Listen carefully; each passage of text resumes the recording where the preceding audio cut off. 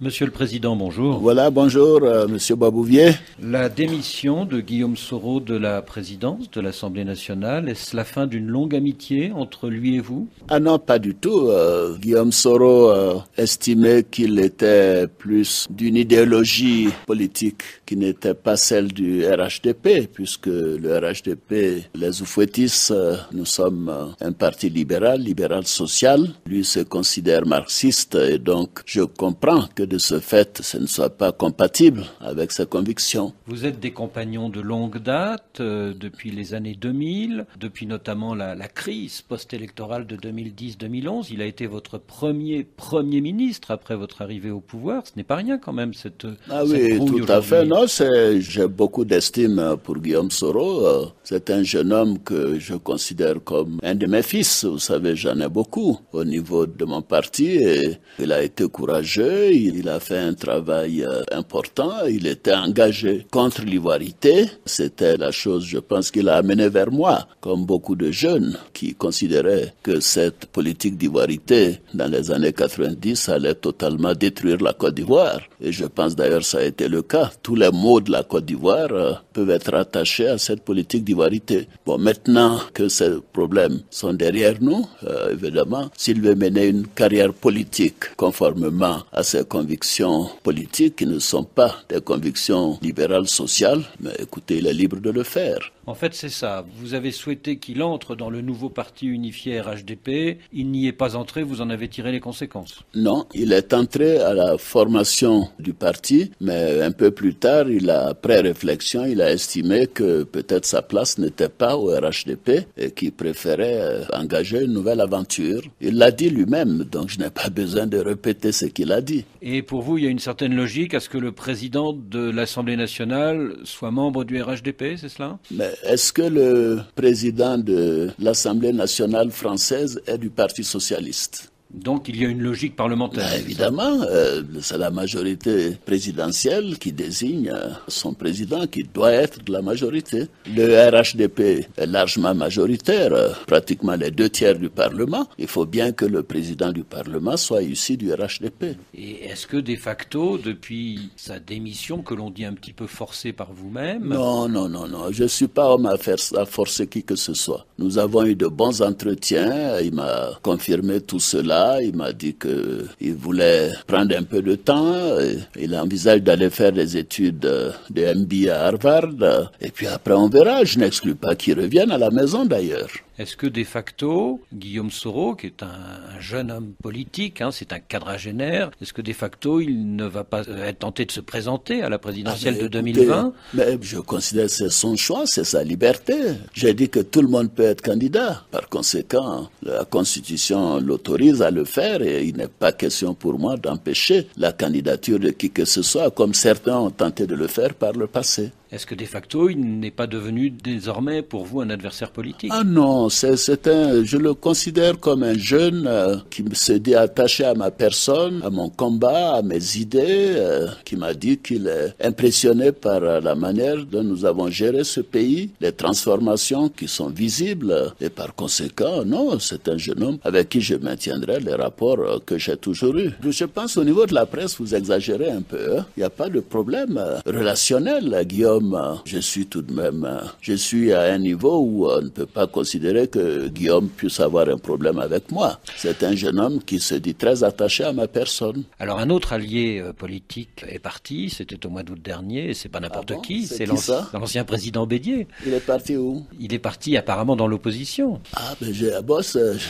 J'entends parler d'une plateforme stratégique, mais on verra. Mais je ne sais pas qui est dans cette plateforme. Et il appelle justement Guillaume Soro à entrer dans cette plateforme. Je pense que ce n'est pas dans l'intérêt de Guillaume Soro de le faire et je le lui ai dit. Est-ce que vous pouvez nous en dire plus? Non, pas plus. Il sait ce que j'en pense et il pense la même chose que moi. Vous pensez que la proposition d'Henri Konan Bédier n'est pas pertinente, c'est ça? En tout cas, elle n'est pas cohérente. Un oufouettiste, quelqu'un qui est pour le dialogue, qui est pour la tolérance, qui fait des politiques économiques libérales, sociales, et là, une plateforme avec des partis de gauche et des partis marxistes, je ne sais pas à quoi ça correspond. Est-ce qu'Henri Konan Bédier n'est pas en train d'essayer de fédérer tous les gens qui ne sont pas satisfaits de votre politique? Je pense que vous devrez poser cette question à M. Henri Konan Bédié. Moi, j'ai été élu en 2015 à 83% dans des élections transparentes et démocratiques. Donc, il reste très peu de gens qui ne soient pas satisfaits de ma politique. Alors, Henri Konan Bédié, c'est tout de même un ancien président, c'est tout de même le patron d'un parti puissant, le PDCI. Ah bon? Vous ne pensez pas que les troupes soient nombreuses derrière Henri Konan Bédié? Le PDCI d'aujourd'hui n'est pas le PDCI d'hier.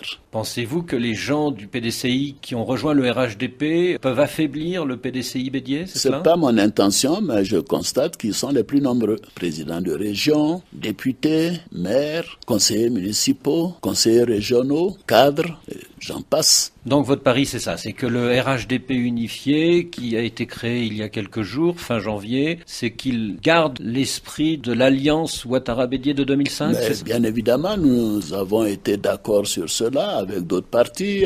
Nous avons signé un accord politique, nous sommes engagés sur un calendrier, et c'est ce calendrier que je suis en train d'appliquer. Donc il n'y a pas de changement de cap en ce qui me concerne. Et je pense que le temps fera son effet, on verra bien. Dans l'opposition, certains parient sur l'usure du pouvoir et sur le fait qu'il y a des constats qui ne sont pas toujours positifs. On pense notamment au dernier rapport de l'Union européenne en juillet dernier qui a dénoncé certaines mauvaises gouvernances. Mais ce rapport, par un groupe de gens, d'experts entre guillemets, ne peut pas faire un meilleur rapport que le Fonds monétaire, la Banque mondiale, le gouvernement américain avec le MCC, la Fondation Mo Ibrahim et ainsi de suite. C'était tout simplement du n'importe quoi. Et je l'ai dit à l'Union européenne. Laurent Gbagbo, acquitté par la Cour pénale internationale. Quand vous avez appris cette nouvelle, c'était il y a quelques semaines, comment avez-vous réagi? Aucune réaction de ma part. C'est un procès qui continue. Sur le fond, il y a eu plus de 3000 morts pendant la crise post-électorale. Exactement. Quelqu'un doit être bien responsable de ces 3000 morts. Alors justement, comment... J'espère que la justice aura la lumière sur cela. C'est ce que les victimes demandent.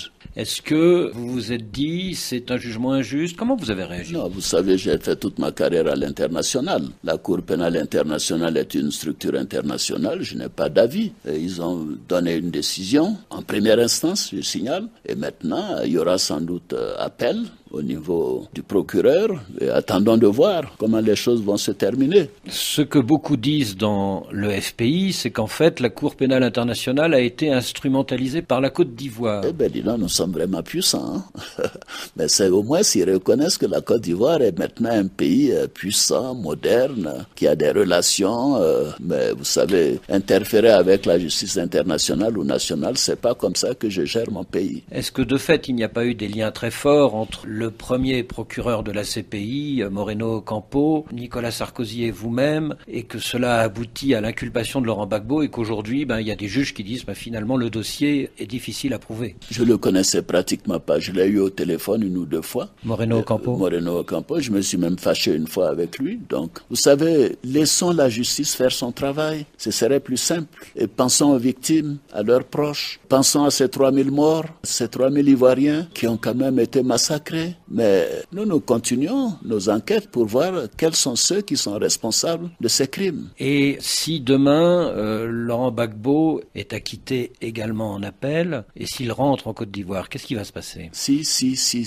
que de châteaux en Espagne. Attendons de voir. Il a été condamné il y a un an dans une affaire de braquage de la BCEAO, c'était par la justice ivoirienne. Est-ce qu'il risque d'être arrêté à son retour en Côte d'Ivoire, en pratique? La Côte d'Ivoire est un état de droit. On avisera en ce moment-là. Et est-ce que des discussions peuvent être envisagées entre les autorités ivoiriennes et le FPI pour que le retour de Laurent Gbagbo se passe sans encombre? Pour le moment, il n'y a aucune discussion. C'est trop tôt. Non, je n'ai pas été contacté par qui que ce soit, mais je suis disponible pour discuter de toutes choses concernant la Côte d'Ivoire et les Ivoiriens. Sans exclusive, et je suis pour la paix, je suis pour que la Côte d'Ivoire continue dans la tranquillité, que les progrès importants que nous avons vus ces 7 dernières années puissent se consolider dans tous les domaines économiques, sociaux, au plan de la gouvernance démocratique, etc. Quand les amis de Laurent Gbagbo disent que si demain il rentre en Côte d'Ivoire, ce sera dans un esprit de réconciliation, est-ce que vous y croyez? Mais je le souhaite, ce serait une très bonne chose. Même si, par exemple, demain il se présente à la présidentielle de 2020.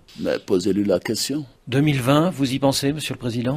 Bien sûr que j'y pense, il s'agit de l'avenir de mon pays. On a fait de bonnes élections en 2015, après les problèmes que nous avons vécus en 2010. Je souhaite que 2020 se passe comme en 2015. Alors, en 2015, vous étiez candidat. Bien sûr. Vous avez gagné dès le premier tour. 83%. Est-ce que vous serez candidat en 2020? Mais on verra en 2020. Je répondrai à cette question. Certains disent que dans la constitution ivoirienne, il n'est pas très clair de savoir si vous pouvez vous représenter. Non, c'est très clair. Je peux me représenter si je le souhaite. C'est une nouvelle constitution qui a touché non seulement à l'exécutif, avec un poste de vice-président, qui a touché au législatif avec la création d'un Sénat, qui a touché au judiciaire avec la création de nombreuses cours plutôt que des chambres. C'est une toute nouvelle constitution. Et tous les avis juridiques que j'ai consultés me confirment que si je veux être candidat en 2020, je peux l'être. Et ce serait conforme à la constitution. Est-ce qu'avec les opposants qui se multiplient, Bédié, peut-être Gbagbo, peut-être Soro, est-ce qu'il ne va pas falloir que ce soit vous le candidat du RHDP? Non, mais vous savez, en réalité, je donnerai ma réponse en 2020. Il y a beaucoup d'hypothèses que vous imaginez, mais il y a une recomposition politique qui se déroule en Côte d'Ivoire. En tant que démocrate, j'estime que c'est une excellente chose. Et je souhaite d'ailleurs qu'il y ait une clarification, que ceux d'entre nous qui sommes des libéraux sociaux soyons d'un côté et les autres qui sont donc d'une autre tendance soient de l'autre côté, et que les Ivoiriens aient un choix très clair de faire les choses en fonction des attentes de nos concitoyens. Une chose est certaine, j'ai un bilan qui est inattaquable. Cette année, une croissance moyenne par an de 8% parmi les 4 pays du monde avec le plus fort taux de croissance, un taux d'inflation de 1 à 2%, quasiment jamais inégalé, pas seulement en Afrique mais en Europe, un déficit budgétaire autour de 3 à 4%, une dette publique moins de 40% du PIB, et je pourrais continuer. Nous avons un bilan qui est remarquable, et tout à l'heure d'ailleurs, le mécanisme africain pour l'évaluation des pairs l'a confirmé. Voyez-vous, nous sommes à 82% aujourd'hui de fourniture d'eau, de fourniture d'électricité, etc.